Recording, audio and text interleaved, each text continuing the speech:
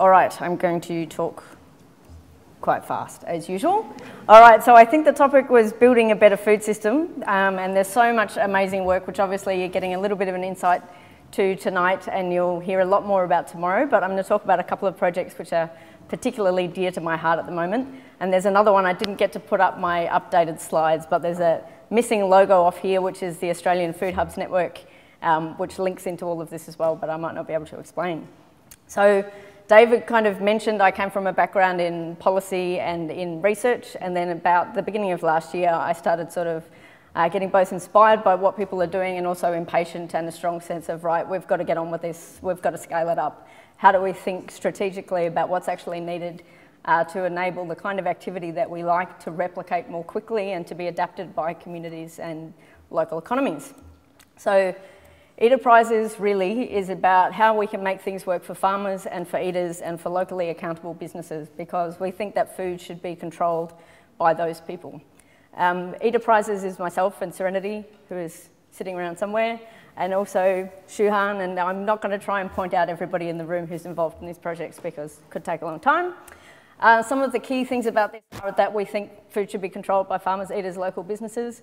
We think that we can move a lot faster if we're transparent, if we're open, if we work together and build on each other's work.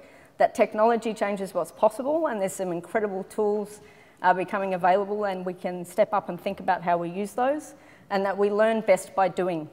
So this is coming from someone who spent a lot of time analysing. I'm really enjoying the process of, even though it's really hard and we mess a lot of stuff up, as anyone who's ever bought food from us will know, learning by doing is a really good way to learn. Okay, so basically we started with this thing about, look, eBay for farmers, that's what's needed. Farmers set their own prices, they sell to who they want, and people can buy exactly what they want from the farmers they want. Seems like a good idea. Farmers tell their own stories, all of that sort of stuff, except that you've got this big, gnarly distribution problem in the middle. You don't want farmers driving all over to everybody's different houses.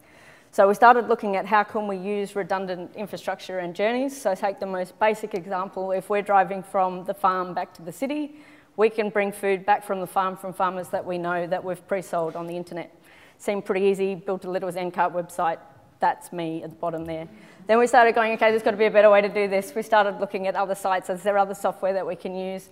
Most inspiring thing that really changed the way we thought is the Oklahoma Food Co-op, which is a producer and consumer-owned food co-op in the United States, has about 4,000 members, 150 volunteers handle the distribution. It's incredible.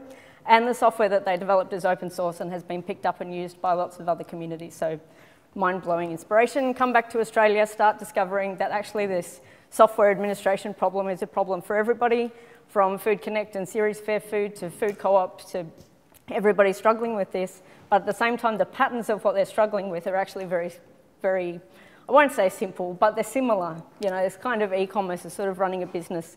Why do we keep reinventing the wheel and spending the little bits of money we have on creating all these different systems? We start looking at what else is around. There's lots of stuff. There's lots of amazing innovation, awesome things happening in this space. But the key thing for us was there wasn't really anything happening that was looking at networks, transparency, price transparency, and was open source. So we decided to, you know, start from scratch. Stupid, but anyway. So we used an open source platform to start doing a little website ourselves, and Rob's in the room here who's been helping to build this. I can't see any of the others, but there's a kind of team of people trying to pull this off, and we start doing little experiments with farmers we know, saying, hey, I've got eggs, can you try and sell them? We've got all these avocados, what can you do? So that's how we've been kind of learning and developing from there.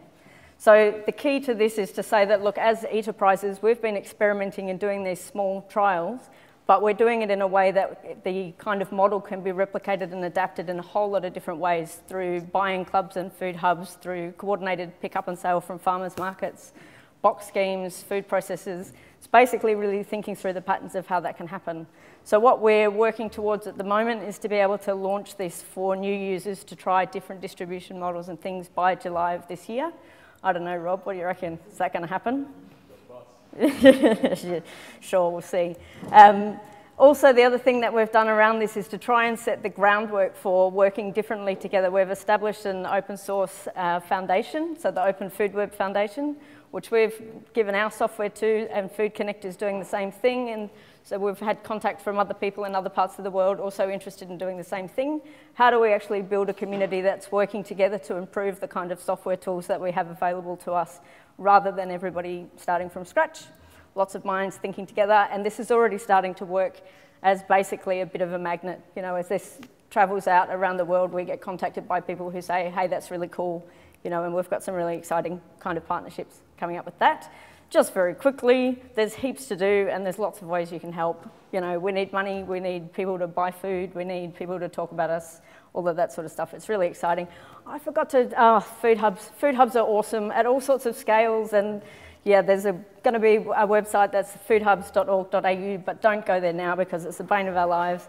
And so yeah, and doing lots of cool stuff in Casey and lots of other things. Anyway, awesome. Come and talk to me tomorrow, and yeah.